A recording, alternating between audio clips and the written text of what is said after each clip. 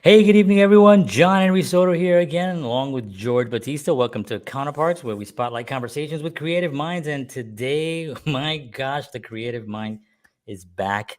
Steve Smith is back with us again for another visit. We're going to be talking about upcoming performances, the Legend Modern Drummer magazine. We're going to be talking about a visit that George. Oh, we have so much stuff.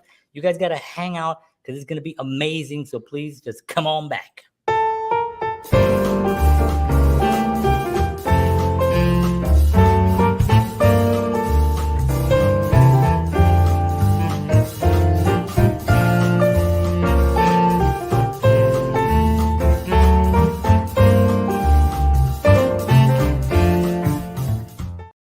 All right. Well, thank you very much, everyone, for joining us. And George, I'm going to turn it over right to you because you know what happens when I start talking. Yes, we all know what happens. We have a lot to cover. Yeah, absolutely. Absolutely. Just really quick for our sponsor. The Counterparts Show is brought to you by Wellness Resources, a family-owned and operated nutritional supplement company providing the highest quality clinically formulated supplements since 1985. Make sure you check them out at myvitaminresource.com. And if you enter the promo code Counterparts, you will receive free shipping on all orders. All right. So, ladies and gentlemen, we've got the man is back. Mr. Steve Smith is with us. Just very quickly, I don't want to take up too much time, but Steve Smith has not only been a member of the rock band journey across 3 tenures, but he is also will be celebrating his 40 years of music with his own group, Vital Information. This September and October, he will be playing shows for an unprecedented 5 weeks with 5 different groups at New York City's Birdland Jazz Club, including with his own group, Vital Information. And I got to hang with him. I am absolutely honored to call him a friend, and we are honored to have him on this show again. So, ladies and gentlemen, Mr. Steve Smith. Right. All right. Hello. Hello and welcome. Thank you. Go ahead. We have to address a technical. Thank you. I'm hearing a major echo. How do I fix that? Do you have your head? Oh, you do have headsets. Yeah. On. Okay. You may have your microphone might be feeding back. All right. I took the headphones off. That's better. Yeah. So yeah, okay. Back into the thing. So sounds good. Yeah. Okay. Thank you. Sure, no problem. Cool. Well, welcome back. Thank you so much for hanging out with us this evening. We have a lot of stuff to talk about. How are you? I'm good. I'm gonna just check. There's a thing that says echo cancellation. Okay, that's on. Good. All right, I'm good. All right. Okay. Sorry about all that. Okay. No problem. Yeah, it's nice to do a part 2. We did a very detailed part 1 especially about my Vital Information album that the 4 albums that were just released. Yeah, the Columbia recordings. So yeah, absolutely. So it's good to be back and talk about a few other things. Yeah, absolutely. And I'm going to actually ask George to start the conversation as I usually do. And I guess one of the things we're excited about is the shows that are coming up in September. So, George, what dates were those? It was it starts on September 16th. September 16th to October 16th. Yes. And I mean, that is incredible. 5 weeks. It is.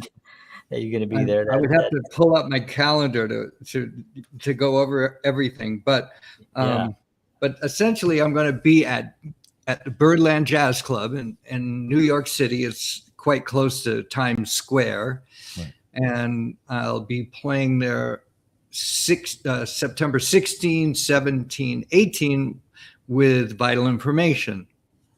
A new incarnation of Vital Information. And then the following week, I do a week of music of John Coltrane with an all-star New York Jazz all-star lineup. We're going to be playing the complete album Giant Steps to celebrate John Coltrane's birthday, which occurs that week. Yeah. And so then the next week I'm there with a different group playing the music of Bud Powell. Mhm. And then the next 2 weeks I'll be playing the music of Thelonious Monk. So it'll be five weeks at Birdland, which I love playing at Birdland, but I've never played 5 weeks Yeah. in a consecutive week. So it'll be pretty awesome. Yeah. How do the rehearsals go for that? Is it in person? Is it a lot of charts being emailed back and No, forth? that's a fair question. I will rehearse for Vital Information. We'll have 2 days of rehearsal. But with the other groups, there's really no rehearsal other than the sound check before the first gig. Wow. So we all have to do our homework Yeah. and learn the music, and then we loosely put it together at the first sound check. And then my experience is it starts good and then gets better and better as the week goes on. And we play 2 sets a night, and it just, it takes off, but then it's the band learns the music and we learn how to play with each other, because they're all different lineups with some musicians I played together with before and some musicians that I have not played with before. Okay. So that's a pretty typical situation in the New York jazz world to put these things together, because we have the common language of knowing this music and knowing how to play that music, and it works to not rehearse, because that music is spontaneous, and we are following a blueprint. We're playing a song, playing the form of the song, but there's a lot of freedom to interpret it differently every night. So yeah, and that's what I was going to say. That's the exciting part of it, because you're playing with musicians that like you said, some that you haven't played with, but the language, and then everyone brings their own essence, their own feel for that music that everyone loves equally, and you put that together for an audience. I mean, what a treat, that's just like, really, that's what it's all about. And New York City has, you're right, it's just like, hey, what are you doing tomorrow night? What are you doing tomorrow night? What are you doing tomorrow night? Yeah, that kind of thing. You gotta be on your game. And Birdland, actually, there's 2 rooms at Birdland now. There's the main club upstairs, and I'll be playing at the main club the week of the John Coltrane. We call it Coltrane Revisited, the Coltrane tribute. But the other weeks I'm playing in what's called the Birdland Theater, which is downstairs. And that seats about 90 people. So that will be quite intimate. And the details are on the vitalinformation.com website. And you can, of course, also go to the Birdland website for reservations and to get the information about the show times and all of that. Yeah, definitely. I'll put the site up there so you can get all the details. One of the joys that George and I had was going to the Bottom Line back in the day, and just sitting just a few feet away from our heroes, and just having that incredible feeling. And those intimate shows are, it's really amazing that jazz, the musicians on jazz, that play jazz are just they're just incredible musicians, the best on the planet, but you can get close, you can get close. You can really feel the music. Yeah. I can't get close to, I don't particularly want to get close to like Beyonce, although she's, I don't, nothing against Beyonce, but I don't want to be in the, maybe I should stop talking. But you know what I mean? It's like, well, I like to address that, because it's more, I love being in the room with great jazz musicians. Yeah. And there's a lot to be said for actually hearing the sound they're producing on their instruments live off of the stage. Yes. So you're not hearing a recording, which we're so programmed to just listen to videos and listen to music on headphones or even great speakers. And even when you go to see Beyonce or a big act, you're hearing it through speakers. Right. But when you're in those clubs, you're going to hear my drums and my cymbal come off the stage, and you're going to hear the saxophone like a few feet away, and the piano.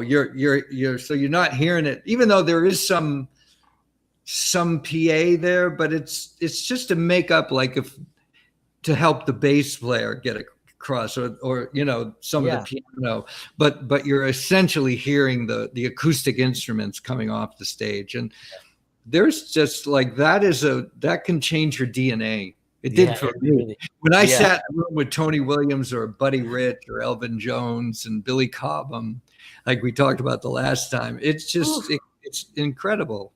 It's funny that John and I were having this exact conversation even before you came on. We were talking about, like, again, going back to seeing Rush for the first time, when we got to sit pretty close on the ground floor when we first saw them, and actually hearing Neil Peart's drums actually live. Okay. Yeah, you were close enough. You could hear the actual hit, not just exactly. The speaker. But he was even seeing you live. I saw you live. I saw Weckl live, and all these. And you see you guys on video, and it's one thing. But man, when you're actually sitting there and watching you do it in real time, you're absolutely right. It does change your DNA. One point on that, I saw Santana. I was lucky enough to get like front row seats to see Santana years ago. And he was talking, and he dropped a pick, and I heard the pick land. Really? I was that close. I mean, he was literally right in front of me, and the pick, it hit the mic stand, and it just bounced off. And he grabbed another one, but he was talking at the time. He wasn't playing. I heard the pick drop. I mean, you know what that pick hitting the ground was to me? It was like, oh my god! Well, you had some good hearing in those days. Yeah, I did. Yeah, he was talking, and he was in mid sentence, and it. Yeah. And I was like, he dropped his pick. So those kinds of things. You're right. The DNA is like so important. I love this. I love to talk about these things. So when you're heading into, I'm sorry, George, I know you had a question. I'm me. I'll just go. No. I just wanted to, kind of going back a second to the improvisation piece. I remember, for me, I've done that once or twice with a jazz band where it was either like one rehearsal and that was it, and we played the gig, and one of the guys showed up the day of the gig with a chart. Now, this was coming from a rock band that we rehearsed constantly to a jazz band that hardly didn't rehearse. I was petrified, because I was like, I knew the material because I was listening to it, but playing it is one thing. Yeah. But what I was lucky was that all these guys around me were so good that it elevated me to their level where I was able to say, oh, okay, this is working. And of course there was some beautiful things that happened. So what you were saying when you said that, there's like no rehearsal, literally you're doing it that day. Yeah. Yes. It brought back that feeling for me of doing that. Right. No, it's a good way to play that kind of music. Yeah. Right. And especially because we're playing music that most of us have been playing these songs for years, or if we haven't, we're learning them, we'll get them pretty quickly. Right. But we're not bringing in original material. We're playing Thelonious Monk music, and Powell music, and John Coltrane music. That's why with Vital Information, we're going to rehearse because we have our own set of music, right? That will work with this lineup with Yannick Guizdala on bass and Manuel Valera on keyboards. So it'll be exciting. That's so cool. I wanted to talk a little bit about Vital Information. This lineup that you're going out with. Can you tell us a little bit about two-part question? Why these guys, and how do you decide? Like what do you hear? What's the essence of a musician that has to have for you to actually say, I want this person to be part of Vital Information? Well, the last time I played with Vital Information, it was March 2020. And some of the guys in the band were having some health issues. So I ended up getting Manuel to come in on the keyboards, and who I had not played with before, but he learned the music in like a couple of days and did an incredible job. Wow. And Yannick Gwizdala also came on board and played with us. And I had worked with Yannick with Mike Stern, and we had done a tour of Europe with Mike Stern and Randy Brecker, and I knew he was a fantastic bass player. And I played a few other gigs with him as well. And then a last minute thing happened last March, like right before the COVID lockdown. And I went to Australia and played with Vital Information for a week with Manuel, but we couldn't bring a bass player with us. The bass, it was a long story, but basically with visas and work permit, things like that, like we couldn't work that out on short notice. So we used an Australian bass player named Kim May. And as a trio, it sounded great with Manuel playing, keyboard, piano and synthesizers and electric bass and drums. The music sounded really good as a trio. So it made me decide, let's try this as a trio with Yannick on bass, who's a real virtuoso bass. He's a great soloist as well as a bass player. So when you have a trio, everyone needs to be a great soloist, right? Because you only have the three guys. Right. So exactly. We're all going to play parts, we play melodies and play solos. And the other thing I look for, people that are enjoyable to be on tour with. Right. That's really a thing. So we all get along.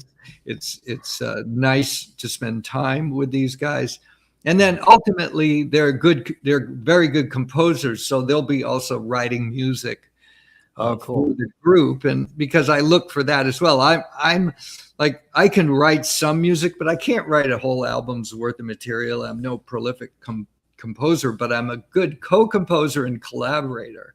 And so then collectively we can create the music, and it will take on the shape of this new lineup. So each incarnation of Vital Information is unique in that it sounds like the people that are in the band, because we all write the music together. So every time there's a one or two band members change, the music changes to reflect who the new players are in the band. I love that. That's like you're getting a new band, but sort of not. No, sort of. I am, and it's like I'll be playing some of my previous material with the new lineup, but it'll be open to interpretation, and then eventually, I'm hoping sometime before 2023 there will be a new album, because actually 2023 is the 40th anniversary of Vital Information. That very first album called Vital Information that was released recently was recorded and released in 1983. Wow. That one with the brain on it. Nice. I love it. Yes, that one. Brain. 40 years ago. Yeah. Wow. That's so unbelievable. So awesome. I wanted to ask you about just as far as writing and also charts. Now, so throughout your career, have you always written charts for pretty much everything that you do, even live, or do you just do some of it by ear, or is it a combination? Yeah. Okay. Well, with Journey, I didn't write charts that first, from 78 to 85. I didn't write charts because when we wrote music, we wrote collectively in a rehearsal studio. So by the time the song was done, learned and rehearsed, I learned it just by playing it, and I didn't write any charts. Okay. But before that, for every other kind of music that I played, there was always a chart. So if it was a big band, it was a chart. When I went on tour with Jean-Luc Ponty, he had his own charts for that music. Okay. And then with Steps Ahead after Journey in 1986, they had charts. So there's usually always charts. Okay. And if there's not, I'll write my own chart. Right. Okay. I'll transcribe something. If they give me a recording to learn, I'll write my own chart. And sometimes it's extremely detailed if it needs to be. And other times it's pretty loose, just depending on, how much I need to write or not. Right. And I know I'm going to get ahead of myself a little bit, but in the book that we're going to talk about, Yes. the Modern Drummer book, there are some of my handwritten charts in there that I wrote. And so when I played with Journey in 2016, I hadn't played that music for over 30 years. So of course I couldn't remember any of it. So I wrote myself charts. I listened to the recordings and wrote out charts, and I've included a few of those in the book, as well as some of the Mike Stern charts that I wrote for myself so I could learn the music. Wow. That's awesome. Is it sometimes I think of like, it's hard to not talk about Journey, right? I mean, it's was part of your journey, Rock and Roll Hall of Fame, but I think of Charlie Watts a lot also, and Steve Smith, where you both have this tremendous body of work in the jazz world, that actually exceeds a lot of the actual other, as far as recordings and shows and things like that. And is it difficult for you sometimes during that moment, during those years where you were with Journey, to balance that out? In the early years, it was very difficult. But in and I'm saying again, 78 to 85, but my main gig was Journey.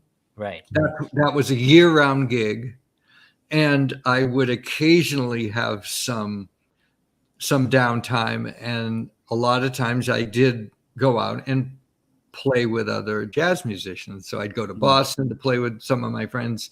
That eventually, that lineup became the first incarnation of Vital Information. And I met a lot of very good jazz musicians in the Bay Area during that time. And so I did a lot of gigs with Tom Coster, who eventually became part of Vital Information. And he had just left Santana. So he's a great jazz musician. So I was working with him and Randy Jackson, very good jazz fusion bass player. So we had a band together, though there was a lot of people I was playing with in the Bay Area. Yeah. But in those years, I was so focused on learning how to play that Journey music, meaning really developing from being mainly a jazz-based drummer to then expanding my palette to learn how to play rock. Right. Convincingly, and the main change for a drummer, for me, was to be less of an improviser and more of a composer. So I had to learn how to compose a specific drum part. Okay, I need a verse groove, and then I need a fill that takes me into the chorus, and then a chorus groove, something separate for the bridge. It's not really the way I thought about playing jazz or even fusion. So So in those early years, a lot of effort went into that. And then when I had downtime, I played jazz. Once I'd say mastered that whole concept of playing rock, and it became very integrated into my playing, it was easier to slide between worlds. Right. Because I wasn't really trying to, totally reinvent myself. So I just have to put on the correct hat, and then get focused and do what that gig requires. Did you ever come into a Journey rehearsal with like an odd time signature on something, and they're like, "What are you?" A little bit. Yeah, I mean, the tune Frontiers. If you ever listen to the Journey album Frontiers, the actual track Frontiers has some. It's not odd times, but it's some really sideways sounding drumming. I came in with that, and everyone worked with it, and we actually came up with a song that started out with this kind of crazy beat. Oh, that's so cool. So it does happen. Yeah.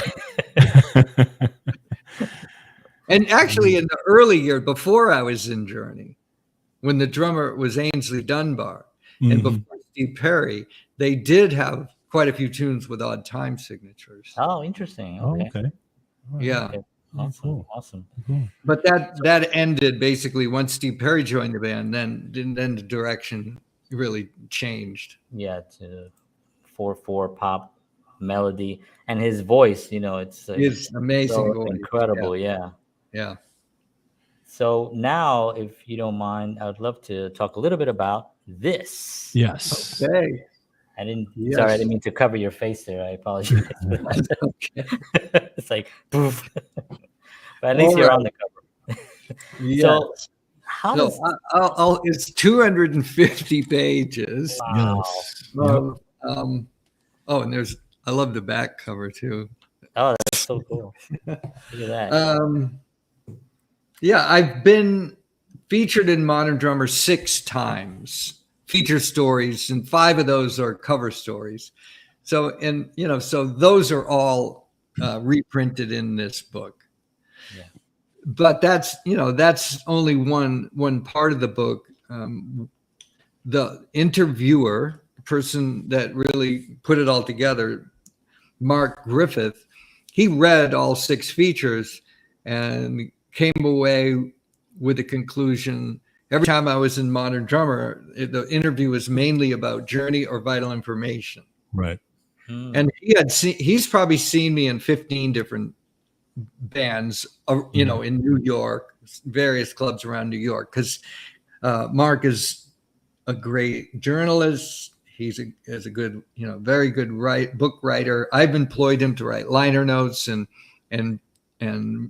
help me with educational material that I put out on Hudson Music, like the Brushes DVD that we made. He wrote a book to go along with that. He's also a great drummer and a great teacher. And a good friend. So he's come to a lot of my gigs. So he said, let's not talk. We'll talk a little bit about Journey and Vital Information, but let's talk about everything else. Right. Let's talk about all these other gigs that you've done, which is what we did. So the first 40 pages is quite detailed, talking about many other groups that I've performed with or toured with or recorded with or something like that. So that's a big part of it. Then there's transcriptions of some of the songs I played on Journey, Vital Information, and lots of other things. Very, very good detailed transcriptions. And then I comment on what was going on that record and what was going on that track. There's also a download code that comes with the book. So you can download my solo drum set album. So I recorded an album of 14 solo pieces, not just kind of random drum solo, very, very like composed pieces of music performed on solo drum set. And I made it originally for an LP, and the LP was 22 minutes a side, and it's never been released digitally. So that it's called The Fabric of Rhythm, and that comes as a download. And then there's many pages of me describing each solo and what my concept was, what I had in mind that I was trying to accomplish on the solo. And there's columns I've written, a whole column of Indian rhythms and the use of Konako, which is a rhythmic language from South India that I've studied. So it goes on and on. There's really a lot there that essentially covers my entire playing career from the time I was just a youngster starting out at 9 years old to the present. Wow. So it's almost a reference guide as well, because it has so much information in there for a musician to actually study. Yes, like a little encyclopedia kind of. Right. And lots of photos. I went through thousands of photos in my collection. And so I think there's just dozens of them from every era and incarnation of the last 60 years. Wow. There's some great photos in there of you and friends, a lot of your musician friends and stuff like that, which is really, really cool. I enjoyed really looking through those and, reading through a lot of, it's a huge book. There's so much material, but reading through some of your interviews in there.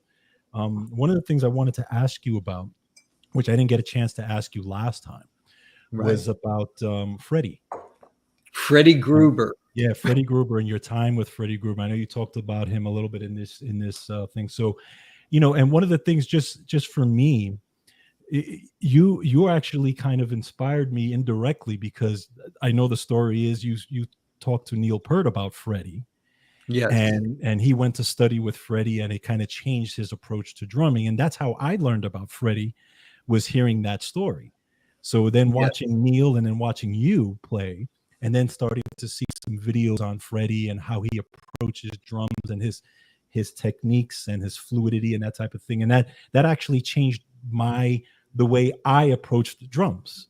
So that's pretty cool. So first of all, thank you for that, because that I wouldn't have known Freddie if it wasn't for that interaction. But talk a little bit about Freddie, what he did for you and some of his concepts. I met him in 1990, and right away was very interested in studying with him. And he told me he was going to help me get out of my own way. Right. And I didn't really know exactly what he meant by that at first, but I can say that when I was starting out, and you can see these photos in the book, when in my high school years and right after high school and college, you can see that my grip, the way I'm holding the sticks, it's almost identical to the way I hold the sticks now. So I had better technique then. And then when I started playing with Journey in 78, I started to compromise my technique in order to play louder. So just using this pencil, like there's a balance point. You want the stick to be balanced, like, and I'm holding it like traditional grip style, so the stick has some play. But if you go way to the back, and I was holding it like you'd hold a hammer or something, exactly. And so I could get like a loud stroke, but then what would happen? The stick would just die right into the head. Right. It wasn't like a self-perpetuating response. So meaning, like, Freddie wanted to combine the way that the human body worked most efficiently with physics.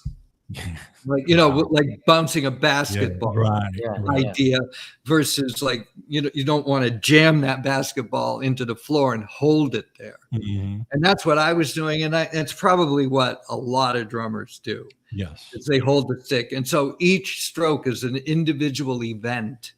Right. It starts and stops, and then you have to start it up again. Versus getting out of your own way means you can allow the stick to fall. Gravity brings it down. When it hits a drum, it just comes back by itself if you allow your hand the freedom to get out of the way. Right. And another key point is, Freddie would say, with a drumstick, it's a percussion instrument that you only hear half of the motion. So what does he mean by that? You only hear half of the motion. People are more interested in the impact of the tip of the stick hitting the drum rather than the entire motion. So an instrument that you hear the whole motion would be like a shaker. Okay, right. Or a tambourine. Right. So you're hearing both sides of the motion. It's like those old metronomes. Right. Yeah. And they work because they're taking up a certain amount of space. And if that space is consistent, the click is going to be consistent. The sound of the metronome. And the same with the drumstick. If your motions and everything's fluid and you're really conscious of what's going on as the impact, and then as the stick comes back, it becomes like this very fluid in-time motion that will self-perpetuate after a while. So it really does, he really had keen insights, and then he could help people go step by step. It's not, you can't just explain it and have somebody do it. Right. You'd have to, because everyone's going to learn at a different rate, and so much of the lessons in some ways is undoing bad habits. Mm-hmm. Right. So Yeah. and it would get easier and easier to play as I unwound the bad habits and just allowed the stick to do what it naturally wants to do if you just relax, let it drop. And then I realized, and as he said, like I was trying to play loud one day and I was at his house and he goes, "Why are you hitting that drum so hard? Are you mad at it?" I said, "No, but I want to play with power." And he said, "Power is for dictators. What you want is a big sound." Wow. There you go. He helped me get a big sound. Like you can draw a big sound out without pile driving a stick into a head. So it was, that gives you some of the ideas of what kind of things. One of the things that he's famous for saying, and one of the concepts when I play that I still in my head here is there's no straight lines in nature. Right. That's easy. And that was one of his big concepts. And this whole concept of circular motions and that type of thing completely changed the way I played. So it is amazing. It's an amazing concept. So it's almost like you knew how to dance, but you weren't, you were stiff. You needed. Well, he used dance in the lessons, and he would, because he would say, here's the top of the drum, and when I hit the drum with my stick, he said you're perceiving the point of impact is actually about an inch below your head, and that's why you have dents in the head. Right. And because you continue that downward energy after the stick hits the head. So if your head looks like the moon with craters, there's a good chance. Right.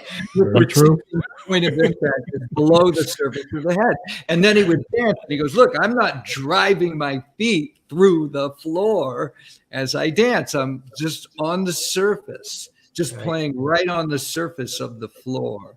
And you just want to play right on the surface of your head." So he was right. At this point, I don't break sticks. I use very thin heads. They have no pits or dents in them, so, and they last a long, long time. So those bad habits also created broken sticks, broken cymbals, and dented, as well as the choke sound.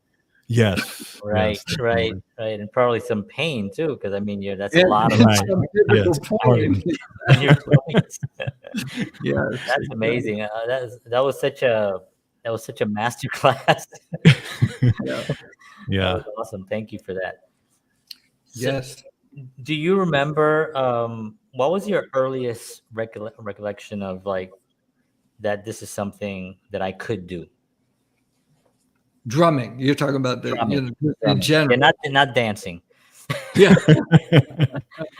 Although if you want to talk about dance, we'll talk. I think it happened very early on. I started when I was 9 years old in the 4th grade, and somehow by maybe the 6th grade, 7th grade, I just identified with the idea I'm a musician.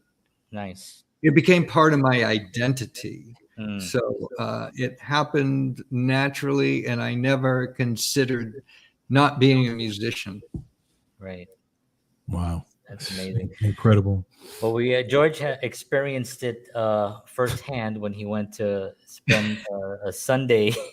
He called me up later that night. He left me a message. He's like, "Dude, I gotta talk to you." He had such a great time. Yeah. So this was a couple of weeks ago. George and I met at Tim Northup's Drum Museum in Oneonta, New York. There we are. You see Tim on the left, and we're standing in front of one of his kits. Like, it's drum museums. He specializes in, I would say, drums from the 20s, 30s, 40s. And he's got some from, I think, older and newer, but that's his specialty, with these beautiful painted heads. Like, that's the butterfly girl drum head, and you can see these temple blocks. It's something like a something kind of kit that Chick Webb would have played. Right. Yeah, it's a work of art. Yeah, really beautiful. And he's got them tuned beautifully, and he wants people to play them. So we had some good jams in the museum. Had a lot of fun just playing those, hanging out. But you know, it's funny because it's also an education. You know, going through that museum, it was for me, even for my wife. You know, my wife is not a musician, but she's been with me. We've been married for over 20 years, and so she's seen all my music and my gigs, and she's always been there. And she's dealt with my big drum sets in the middle of the room and all this. But I didn't think that she was going to have as good a time as she did. When she walked out of there and we were leaving, she looked at me. She goes, "That was amazing." Yeah. You know, I mean, when my wife says that's amazing, that means it was amazing because you learn the history of a lot of these sets. You learn, and we got to see a lot of great instruments that you've never seen, that I've never seen before. Some of these things that there's only 2 or 3 or 4 in the world of these things. Yeah. So you know, it's just a beautiful education. You get to see amazing sets. You get to play them, and just learn about it. It's fantastic. Right. And we're excited. Tim does a good job of explaining what all these, what the drum sets are, where they came from, and all these accessories like that the percussionists used to use to accompany silent music, for example. Right. Yeah. So it's well worth visiting if you're in the area. And Tim is going to be visiting us here on the 27th of September. Right. So we're very excited to talk about that. And I want to just quickly just play a little video for everyone. It's a 3-minute video. It's George and his trip. And George's wife took the videos. That's right. Yes, she's the videographer. I don't know if you paid her properly, but is she in the union? Yeah, exactly. Hold on.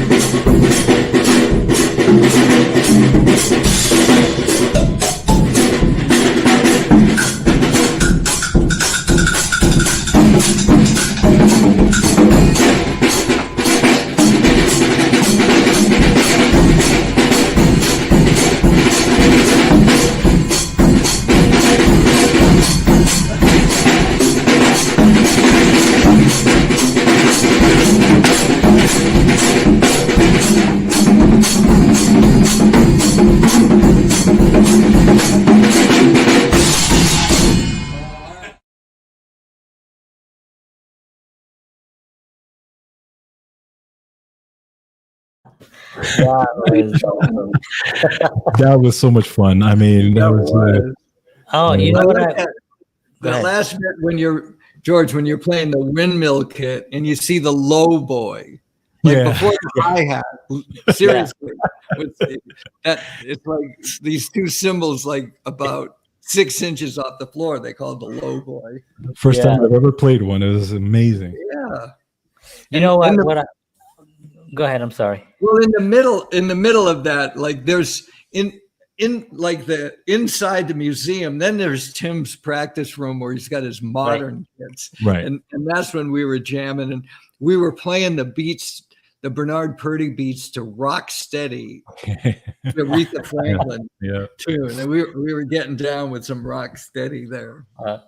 But that's awesome. There's some really fun jamming going on. I like that room that we're playing in. You're playing the main kit, and then I start playing the woodblocks and the cowbells, and then Tim just can't handle it anymore, and he's got to run in and start playing too. Unfortunately, it ended at that point.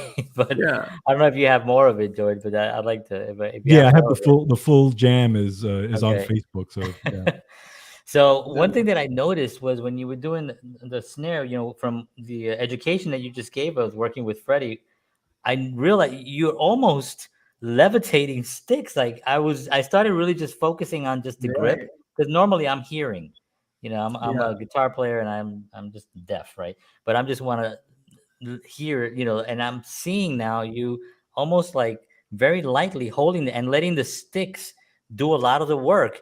And your hands are dancing over it literally just blew my mind when I was watching it now, almost for the first time, because I've seen the clip already at least 4 times. But that was amazing. But now that with some context, exactly. It looks different, and I am holding the sticks lightly, and you can see they're just kind of dancing in my hands and coming away from the head. It's not driving into the head, but they're just coming off of the head, and it's actually it feels easy for me. It feels like, in a way, it's effortless, and the sticks feel weightless. They're just like floating there. The weight of the stick is actually you're utilizing the energy that the stick is creating to make the next, to keep it going. It's almost like a battery. It's just you turn it on and it perpetuates after a while. I love it. I love it. That was cool. So George, I want to ask you, yes, sir, because here you are with Steve Smith, and you were in the room. What was your takeaway? Working with someone. I don't know how you feel, Steve, about calling you a legend, but I'm sorry, but you are. And my first thought was, how could I even be in the same room? But again, it goes back to that concept of what we were talking about earlier, is when you're actually seeing it live. Yeah. Because I've watched Steve. I saw Steve live once years ago, but then most of the other stuff has been videos, whether it's Vital Information or his YouTube videos. But actually being in front of it and just studying the way, just how he plays the snare drum. Yeah. It's unbelievable. It's unbelievable. But and obviously it makes you as a performer and a drummer think, okay, I got to get back to my rudiments and really get my stuff down. But it's just an amazing thing, and it actually inspired me, because I the last few years I haven't played as much as I really wanted to, and it actually has inspired me to play more and to go out there and gig more and stuff like that, which is what I plan to do. So that's awesome. Well, and to make music together, then I'm in musician mode. Right. So, so we're working together to create a sound. Exactly. That's collective. And it's just so we get into the musician mode. And when you went into Tim's practice room with the modern drums, you have a huge vocabulary of all these different drum parts. Oh yeah, and drum beats, and I could identify the song. Yeah. Winwood songs and Michael Jackson songs, and all of these songs that you were playing that I knew from the drum part.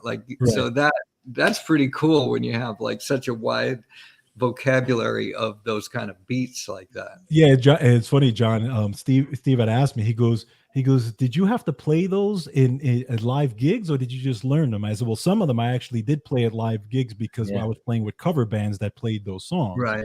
And then some of them, like for example, the 50 Ways thing. Right. You know, I'm a big fan as well of Steve Gadd, and learning his 50 Ways groove for me was just kind of helping me improve myself, because I watched the video of him teaching that groove, and I had no concept of how he actually ever played it. So when I started working on it, it actually improved my playing just to learn that, you know. So I take those little pieces and I incorporate them into my playing because it does make me better. Yeah. Yes, sure. Awesome. It expands your idea of what's possible and gives you some more vocabulary. That's exactly. Great. Yeah. And I do also want to thank your graciousness, you know, of actually spending time with George and just doing that. You know, we throw around the word legend and stuff like that because of your amazing playing, but really the legendary part of who you are is you as a person, because you're just a kind person and just really, you know, it's a lot of times, especially now the way the world is, when you see that, you know, you really appreciate somebody's just graciousness of what they've accomplished, and now that they're willing to kind of give back and talk about that journey, because it's going to inspire so many more people. And that is something that that's where the legend really comes to play. Agreed. Thank you. I appreciate that. And I feel I live with a lot of gratitude. I've been very fortunate, and I had the freedom to develop my artistic passion for drumming and I feel really fortunate for that, that I've had a life like that.